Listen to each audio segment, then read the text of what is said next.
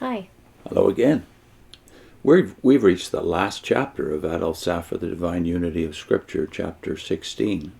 And he's entitled this chapter, The Jewish Ordinances Shown to Reveal Vividly the Gospel. He's dealt almost exclusively with Moses and the law lately, and he apologizes for that here up front.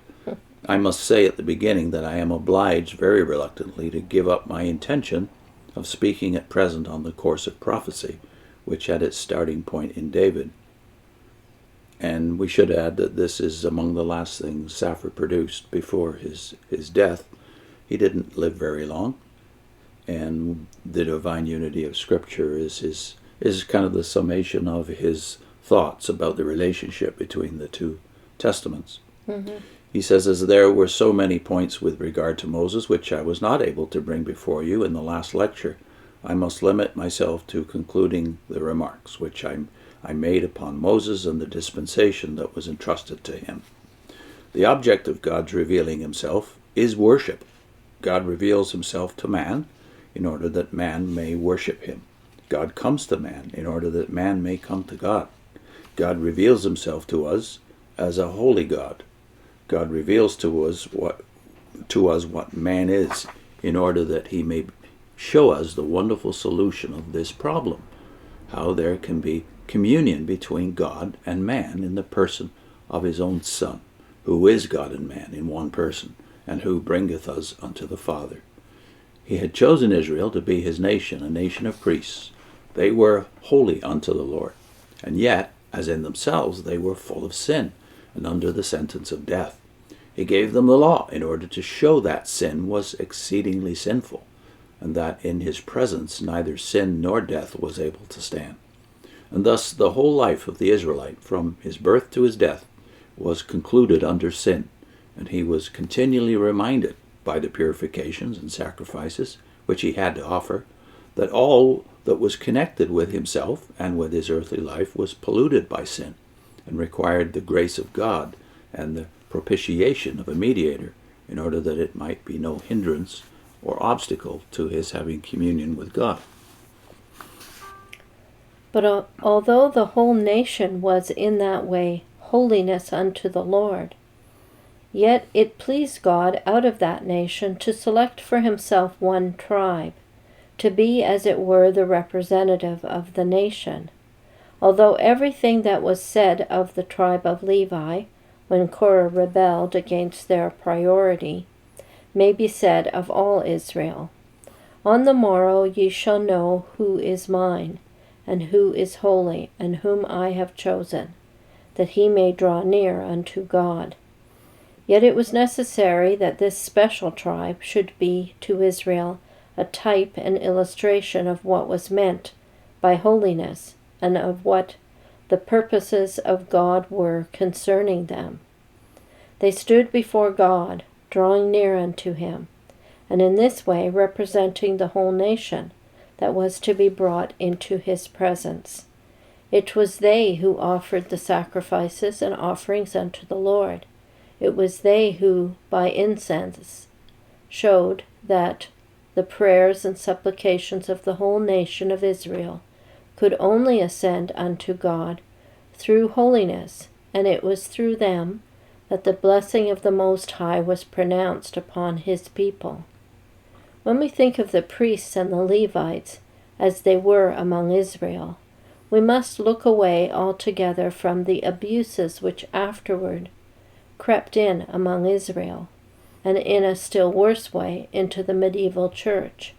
In the first place, the priests that were in Israel had no political power. Their position and the way in which they were sustained precluded them from exercising any undue influence over the course of the nation.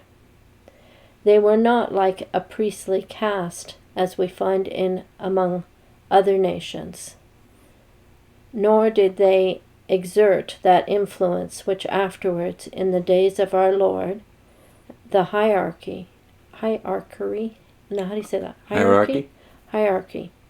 in Palestine exercised over the nation. That's a good point, that the high priesthood really only becomes powerful in the days of Christ, and they're not even of the line of Aaron. It was more or less a bought office by then, but this is, like he's saying, in the earlier days they were restricted from doing that by the very fact that it was they were dependent. They were dependent upon the priesthood, the Levites, the tribe of Levi, for all of these ministrations, but they had no political power because the kings and the princes were still there. That was another line entirely.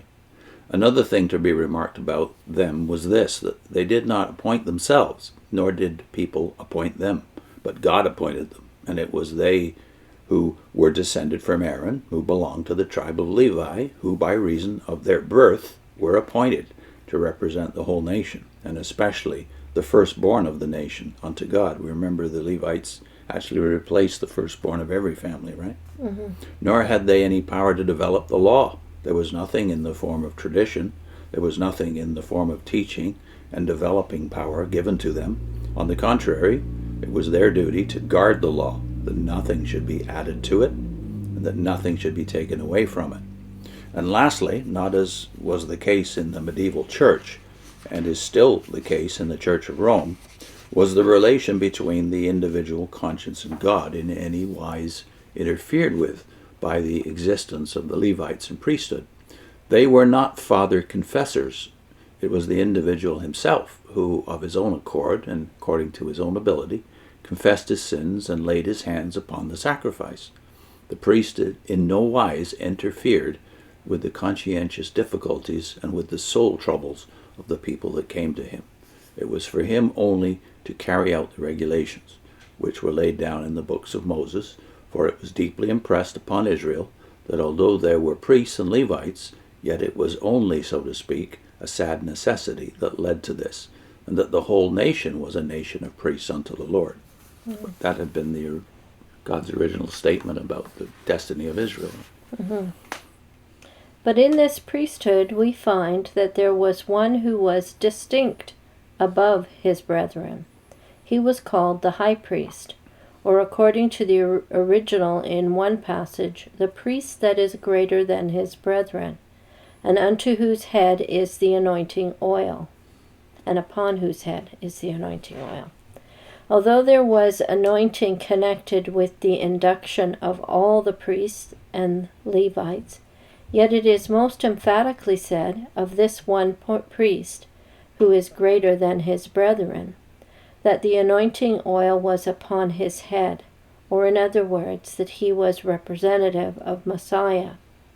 And it was the prerogative, and the prerogative of the high priest alone, that on the Day of Atonement he was allowed to enter into the Holy of Holies, and there to apply the blood of propitiation unto the mercy seat, or the lid which covered the Ark of the Covenant, thus showing that the whole glory of the priesthood and the whole glory of Israel consisted in this, that through atonement they were finally to be brought before the very face of the Most High, there to be accepted by him and regarded with his good pleasure. And here is a remarkable point, which shows the imperfection of mere individual types, all of which have to be combined in order to give us an approximate idea of the fullness that is in Christ. Sacrifices and offerings and all the services which were offered unto the Lord on behalf of his people were not sufficient to effect communion between God and them. Yeah, that's a great point. We often forget, because the sacrifices were continual, that all of it would have been for nothing had not the high priest had the right to go once a year into the Most Holy. So there's a tremendous message for us, that namely that without the ministrations of someone to offer the blood, his own blood, as Hebrews points out, all of the other sacrifices would have been for naught. Yeah, it can't be by works then, really. There has to be someone who can legitimately represent all. A mediator. Mm-hmm. It was necessary that there should be a person who represented Israel before God, and here comes in again that idea, which at first sight appears so strange to us, but that runs through all the dealings of God with man. The idea of a federal representative, of one who represents a multitude. So Adam represented the whole human race. In Adam all died, right? Mm-hmm. And so Aaron represented the whole nation of Israel. When God is pleased with Aaron, he is pleased with the whole nation. This man Aaron is, in the sight of God, Israel. Upon his forehead is written, Holiness unto the Lord. Mm-hmm. Not merely does he represent Israel, in that he brings the blood of propitiation into the Holy of Holies, but all Israel's holy things are full of defilement and pollution. Their prayers, their sacrifices, their offerings, their services would altogether be in vain, unless there was this one man to bring them before the Lord, and to make intercession on behalf of them, and on behalf of the sins of their holy things. What a wonderful thing it is, then, that although all Israel was holy unto the Lord, because God had chosen them to be his, and that although the firstborn of Israel belonged unto the Lord, instead of whom stood the priests and the Levites, and although there were sacrifices of every kind and description, all showing forth the various aspects of our being brought near to God, yet in this one man stood all Israel.